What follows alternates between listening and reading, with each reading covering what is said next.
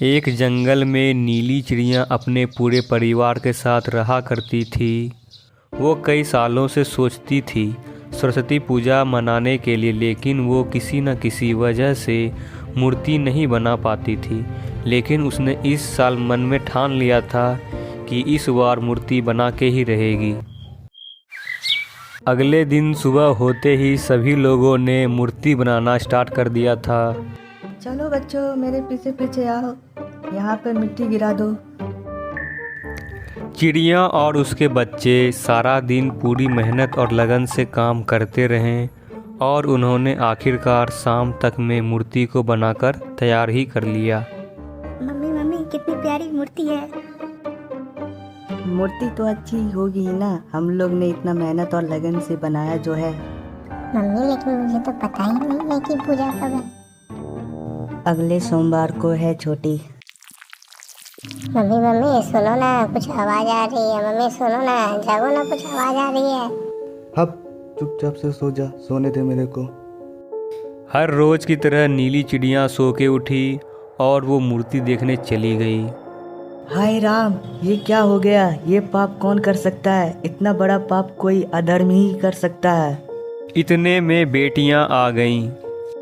Mummy ये किसने किया? मैं रात को बोल रही थी ना, कोई तो आवाज आ रही है। ये जरूर उस अब्दुल कौवे का ही काम होगा। नीली पूरा जंगल में अब्दुल कौवा को ढूंढने चली गई।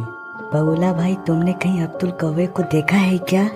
अरे वो बेवड़ा तो कहीं पी के पड़ा होगा, लेकिन तुम उसे क्यों ढूंढ रही हो? अरे बगुला भाई, मैंने आप लोगों को बुलाया था ना सरस्वती पूजा का प्रसाद खाने के लिए। हाँ तो मैं आऊँगा ही, इसमें सोचने वाली क्या बात है। क्या बताऊं भाई, मैंने कल सारे दिन मेहनत करके मूर्ति बनाई और उसी रात में अब्दुल कौवे ने तोड़ दिया। हाँ हाँ उसी ने किया होगा। वो कल तो मेरी बहन को भी छेड़ रहा था, उस पर तो मुझे भी बहुत गुस्सा आ रहा है।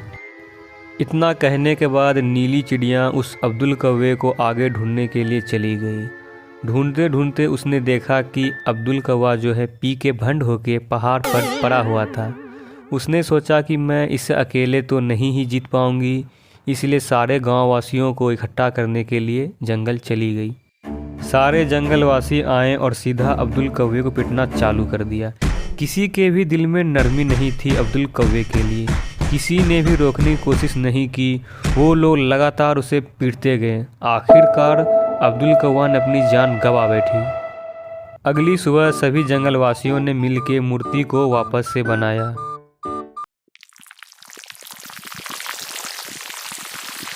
अरे फिर से कट कट की आवाज आ रही है, लेकिन अब्दुल कौवा तो मर गया है। मैं बेकार में ही इतना सोच रही हूँ। सुबह होते ही नीली बहन दरवाज़ा खोलो, देखो तो किसी ने फिर से मूर्ति को तोड़ दिया है। हम लोगों ने बहुत ही गलत काम किया है। कल हम लोगों ने मिल के बेचारे निर्दोष अब्दुल कौवे को मार डाला, बहुत गलत किया। हम लोगों ने बहुत गलत काम किया, लेकिन सोचने वाली बात तो ये है कि जब अब्दुल कौवा ही नहीं है तो ये किसने किया? मम्मी ये किसी भूत ने किया होगा। हाँ मम्मी, कल मैंने भी सफेद साड़ी में भूत को देखा था। चुप, एकदम चुप हो जाओ। तुम दोनों बकवास किए जा रहे हो। भूत वूत कुछ नहीं होता है। भूत वगैरह कुछ नहीं होता है। ये हमारे ही बीच के लोगों का काम हो सकता है। नीली बहन आज रात हम लोग चुपके से पहरा देंगे और गुनहगार को ढूंढ के निकालेंगे। नई मूर्ति के बाजू में झाड़ी में वो दोनों छुप गए और इंतजार करने लगे। लेकिन वो लोग इंतजार करते करते सो गए। फिर उन्हें कटकट की आवाज़ आने लगी। तब उनकी नींद खुली और उन्होंने देखा कि बहुत सारे चूहे ज़मीन के रास्ते अनाज खाने जाया करते थे। उसी दौरान वो लोग जाने अनजाने में मूर्ति को गिरा देते थे।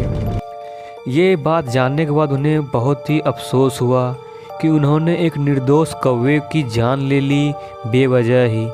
वो लोग पछताते रहे। इस कहानी से हमें यही शिक्षा मिलती है कि हम लोगों को बिना सोचे समझे, विचार किए, गुस्से में आकर कोई भी गलत कदम नहीं उठाना चाहिए।